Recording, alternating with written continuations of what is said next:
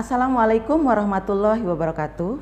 Selamat berjumpa siswa-siswi sekalian dalam acara NTB Belajar dari Rumah, Sehat, Cerdas, dan Membanggakan. Pada kesempatan ini, kita akan mempelajari materi tentang ikatan ion. Adapun tujuan pembelajaran kita hari ini adalah untuk mengetahui proses pembentukan senyawa dari unsur-unsur melalui ikatan ion. Pernahkah kita berpikir mengapa unsur yang satu dengan unsur yang lain saling berikatan untuk membentuk senyawa? Misalnya senyawa NaCl, MgCl2, atau F2. Sementara unsur-unsur golongan 8A seperti He, Ne atau Ar berdiri sendiri atau tidak membentuk senyawa dengan unsur yang lain. Untuk menjawab hal tersebut, masih ingatkah kalian pada materi sebelumnya bahwa unsur yang stabil memiliki elektron yang memenuhi semua orbital kulitnya, misalnya He dan Ne atau unsur-unsur gas mulia yang lainnya. Sedangkan unsur-unsur yang tidak stabil, jumlah elektronnya tidak dapat memenuhi orbital kulit. Misalnya unsur Na, Mg, Cl, dan F. Nah, unsur-unsur yang tidak stabil ini akan berusaha memperoleh kestabilannya dengan cara saling berikatan dengan unsur yang lainnya. Unsur yang satu dengan yang lain berikatan melalui dua cara. Yang pertama melalui ikatan ion dan yang kedua melalui ikatan kovalen. Nah, untuk kesempatan kali ini kita akan membahas mengenai ikatan ion. Apakah ikatan ion itu? Ikatan ion adalah ikatan yang terjadi akibat serah terima elektron antara unsur yang membentuk ion positif dan unsur yang membentuk ion negatif. Lalu bagaimanakah ciri unsur yang membentuk ion positif dan ion negatif? Ciri unsur yang membentuk ion positif adalah yang pertama berupa logam, yang kedua memiliki elektron valensi 1, 2, atau 3 untuk golongan A, sedangkan golongan B semuanya berupa logam.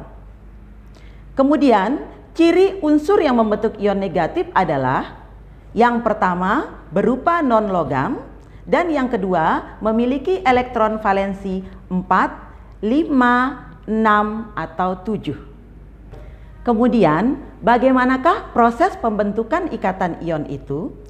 Mari kita lihat pembentukan ikatan ion antara unsur Na dan Cl. Unsur Na dengan nomor atom 11 memiliki konfigurasi elektron 1s2, 2s2, 2p6, dan 3s1. Berdasarkan jumlah elektron yang memenuhi kulit 3s, maka elektron valensi Na sama dengan 1.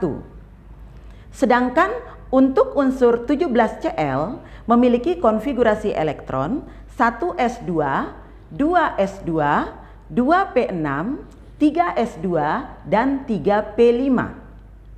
Berdasarkan jumlah elektron yang memenuhi kulit terluar dari Cl, yaitu 2 elektron pada kulit 3s dan 5 elektron pada kulit 3p, maka jumlah elektron valensi Cl sama dengan 7. Nah, agar stabil, Na harus melepaskan 1 elektron terluarnya atau 1 elektron valensinya. Sementara Cl agar stabil membutuhkan 1 elektron lagi untuk memenuhi orbital kulitnya. Berikut ini adalah gambar yang menunjukkan proses pembentukan ikatan antara Na dan Cl. Kita lihat pada gambar, elektron valensi Na digambarkan dengan gambar titik. Sementara elektron valensi Cl sebanyak 7 digambarkan dengan tanda silang. Na melepaskan elektronnya kemudian ditangkap oleh Cl. Ini ditandai dengan tanda panah ke arah Cl. Dari proses ini akan terbentuk ion positif dan ion negatif, yaitu ion Na+ dan ion Cl-. Ion Na+ menunjukkan bahwa atom Na melepaskan 1 elektron. Elektron yang dilepaskan oleh Na tersebut ini diterima oleh Cl dan memenuhi orbitalnya. Sehingga senyawa yang terbentuk dari ikatan ini adalah NaCl. Untuk lebih jelas lagi, mari kita lihat contoh berikutnya, yaitu pembentukan ikatan antara 12 Mg dan 17 Cl. 12 Mg memiliki konfigurasi elektron 1s2, 2s2, 2p6, dan 3s2. Sehingga elektron valensi Mg adalah 2. Berdasarkan ciri-ciri yang sudah dikemukakan tadi, jika jumlah elektron valensi 2, maka unsur tersebut akan membentuk ion positif. Berarti di sini Mg akan membentuk ion positif. Untuk 17Cl, konfigurasi elektronnya adalah 1s2, 2s2, 2p6, 3s2, dan 3p5. Elektron valensi Cl adalah 7. Berdasarkan ciri-ciri yang tadi, maka atom Cl membentuk ion negatif. Gambar berikut ini akan menunjukkan proses pembentukan ikatan antara Mg dan Cl. Mg harus melepaskan 2 elektronnya.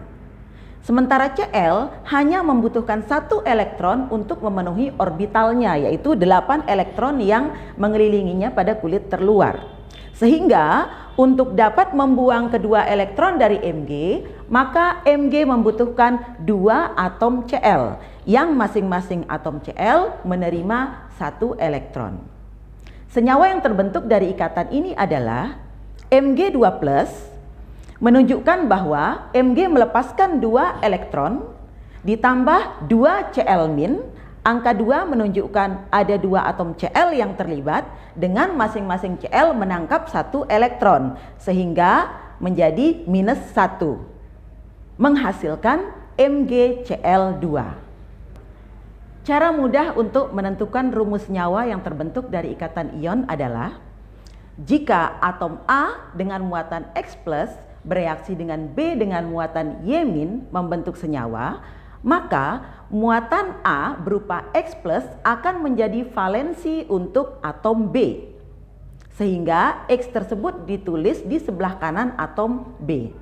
Sementara muatan B yang berupa Y- akan menjadi valensi untuk atom A, sehingga ditulis di sebelah kanan atom A dengan lambang Y. Untuk lebih jelasnya, mari kita lihat contoh tadi reaksi antara Mg dengan Cl. Mg melepaskan 2 elektron membentuk Mg2+.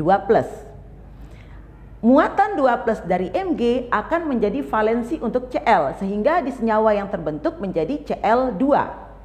Sedangkan muatan -1 dari Cl akan menjadi valensi untuk Mg. Sehingga sebenarnya senyawa yang terbentuk adalah Mg1Cl2. Namun dalam persamaan kimia, ingat angka 1 tidak boleh kita tuliskan, sehingga senyawanya menjadi MgCl2. Bagaimana anak-anak? Apakah kalian sudah memahami materi yang disampaikan tadi? Jadi kesimpulan dari materi kita adalah, yang pertama, unsur-unsur yang dapat membentuk ikatan ion adalah unsur logam dengan non-logam. Yang kedua, ikatan ion terjadi akibat suatu unsur melepaskan elektronnya sehingga bermuatan positif.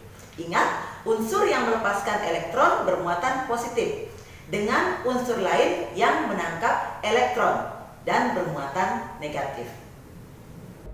Demikian pembelajaran kita pada hari ini. Kalian juga dapat menyaksikan tayangan materi ini pada laman berikut ini. Semoga anak-anak selalu sehat dan ingat untuk menerapkan protokol kesehatan seperti mencuci tangan, menggunakan masker, menjaga jarak, dan selalu berdoa. Sampai jumpa.